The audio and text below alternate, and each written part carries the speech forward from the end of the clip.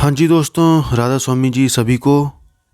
एक bad news है, कह सकते हैं आपकी संगत के लिए भी, और स्पेशली जो हिमाचल प्रदेश के हमारे भाई हैं, जो भोटा का जो हॉस्पिटल है वहाँ के आसपास की लोकल लोग, जिनको भोटा चैरिटेबल हॉस्पिटल का बहुत फ़ायदा हो रहा था सालों से, जिनको हमने पिछली वायरल वीडियोस पे भी देखा था, जो हड़ताल पर बैठे थे, सड़कों पर बैठे थे।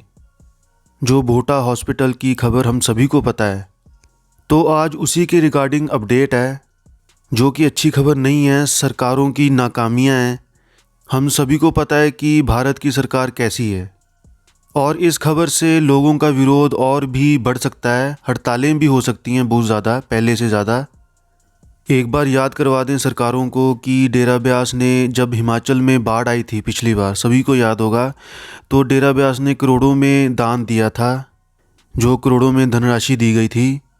और भी पूरे भारत में जब भी ऐसी नेचुरल कैलेमिटी आती है तो डेरा ब्यास के सेवादार वहाँ पे मौजूद होते हैं, सेवा के लिए हर वक्त तैयार रहते हैं।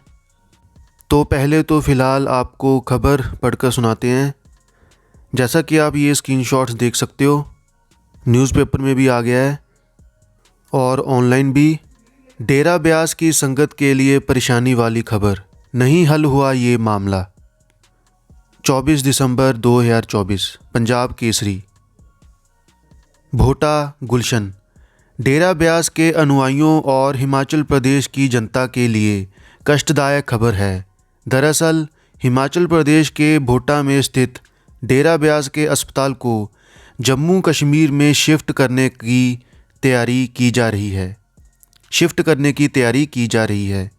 जानकारी के मुताबिक बीते दिनों में जम्मू कश्मीर सरकार के लिए नुमाइंदे भी डेरा ब्यास पहुंचे थे। सरकार के कुछ नुमाइंदे भी डेरा ब्यास पहुंचे थे। विश्वसनीय सूत्रों से पता चला है कि उन्होंने डेरा ब्यास द्वारा जम्मू में अस्पताल स्थानांतरित करने को लेकर प्रबंधकों से बातचीत की है और इसमें हर संभव सहयोग देने का आश्वासन दिया है। इसके बाद यह कयास लगाए जा रहे हैं कि जल्द ही हिमाचल प्रदेश के भोटा स्थित अस्पताल को जम्मू में स्थानांतरित किया जा रहा है। देखो दोस्तों, सबसे बड़ी ये दुख की बात है कि वहाँ के जो लोकल लोग थे, पहाड़ी लोग, जो संगत भी नहीं थी, जो राधा स्वामी संगत भी नहीं थी, उनका यहाँ, गरीबों का यहाँ सबसे बड़ा नुकसान होने जा रहा है। जिनको मुफ्त में वहाँ पे सुविधा दी जाती थी, इतने सालों से मुफ्त में इलाज, दवाइयाँ दी जाती थी। उल्लेखनीय है कि राधा स्वामी सत्संग डेरा ब्यास का हिमाचल प्रदेश सरकार से भूमि संबंधी मुद्दों को लेकर विवाद चल रहा है, जिस कारण डेरा ब्यास को सरकार की ओर से काफ़ी चुनौतियों का सामना करना पड़ रहा है। लेकिन काफ़ी समय बीत जाने के बावजूद सरकार इस मुद्दे को हल नहीं कर पाई है। सरकार की ओर से राहत ना मिलने पर डेरा ब्यास द्वारा यह बड़ा फैसला लिया जा रहा है। इस फैसले से हिमाचल प्रदेश में स्वास्थ्य सेवाओं पर बुरा असर पड़ेगा। अस्पताल शिफ्ट होने से सरकार को जनता के आक्रोश का भी सामना करना पड़ सकता है, क्योंकि डेरा ब्यास भोटा अस्पताल में जनता को मुफ्त उच्च स्तर की स्वास्थ्य सुविधाएं उपलब्ध करवा रहा है।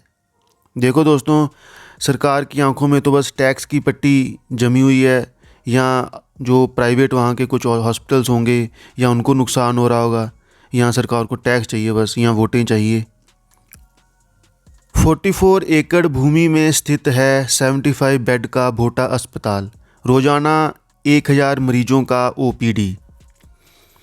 भोटा चैरिटेबल अस्पताल जिला हमीरपुर, भोटा, शिमला, धर्मशाला और ऊना मंडी सड़कों के चौराहे पर 44 एकड़ भूमि में बना हुआ है। यहाँ रोजाना करीब 1000 मरीजों की ओपीडी होती है और उन्हें मुफ्त चिकित्सा सुविधाएं प्रदान की जाती हैं।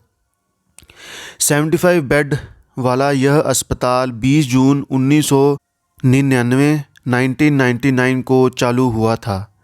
यहाँ लेबॉर्ट्री, एक्सरे, ईसीजी के अलावा मरीजों के लिए मुफ्त दवाइयों और लंगर की सुविधा भी उपलब्ध है।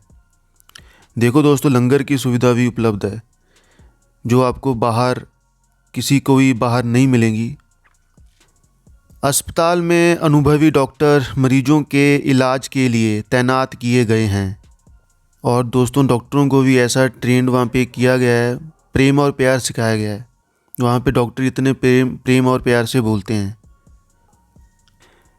अस्पताल में 24 घंटे प्राथमिक चिकित्सा सेवाएं दी जाती हैं। यहाँ तैनात फिजियोथेरेपिस्ट सालाना करीब 1000 मरीजों को अपनी सेवाएं देते हैं।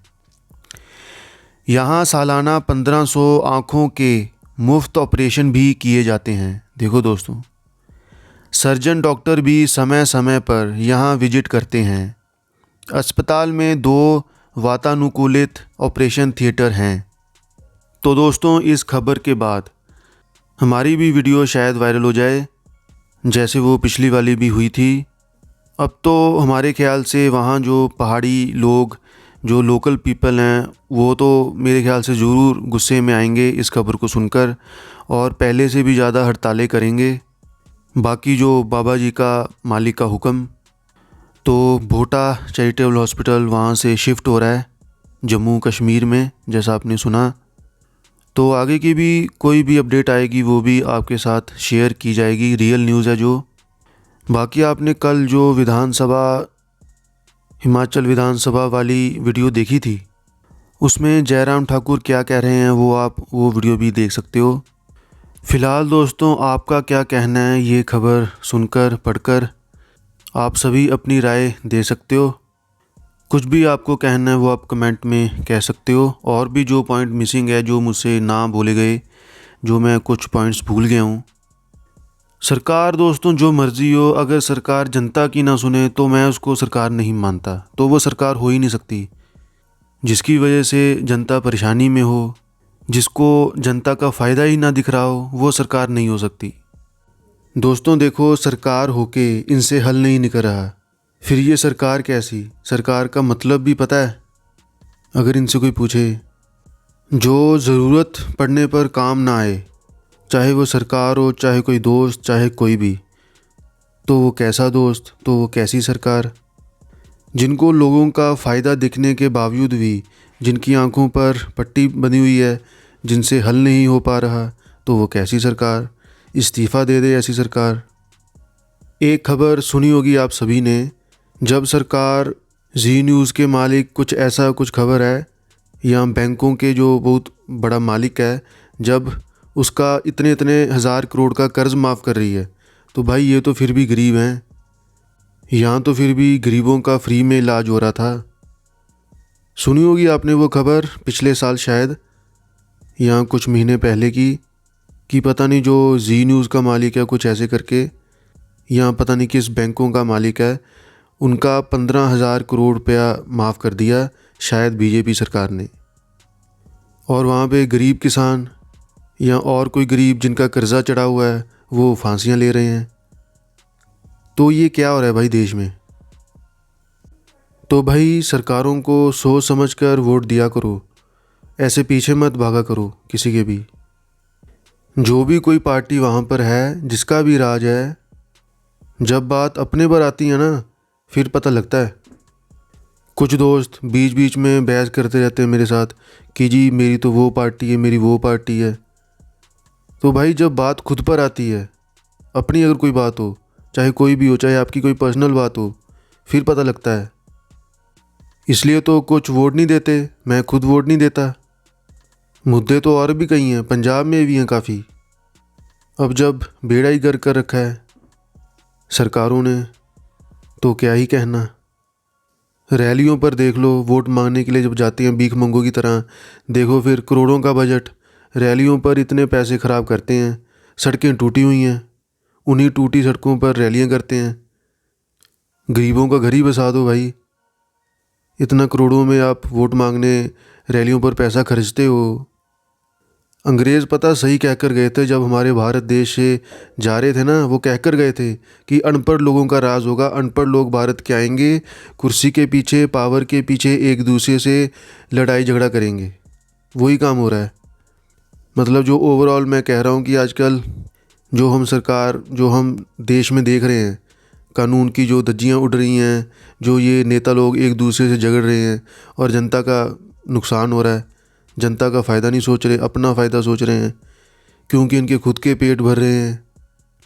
गरीब बंदा कहाँ जाए भाई, गरीब बंदा तो है ही दुखी। अभी देख लो, खुद तो इनके पेट भर रहे हैं, और जो गरीबों का जो मुफ्त का इलाज हो रहा है वो उनसे नहीं देखा जा रहा। खुद तो इनको सैलरी आ रही है, बड़ी मोटी सैलरी, ना ये खूनदान देख रहे हैं जो डेरा ब्यास वाले कर रहे हैं, ना ये कोई और सेवा देख रहे हैं। अब मैं कहता हूँ अपने ही उन दोस्तों से, कुछ ऐसे दोस्तों से जो सरकार के चमचे बने फिरते हैं, जिनको आप वोट डालते हो, सारा सारा दिन आप भी जाते होंगे रैलियों में, या घर बैठे ही आप भक्त बने, अंधभक्त बने बैठे हो। अब आप कहो अपनी सरकार से भाई, जिसको आपने वोट डाली, कहो उनसे थोड़ा सा कुछ कह दो। सरकार की, कोई भी सरकार की नाकामियाँ गिना दो, ये तो अपने ही खिलाफ हो जाते हैं। तो सच को सुनने की हिम्मत भी तो रखो ना। सच तो सच है, सच कड़वा भी होता है, ये भी जान लो।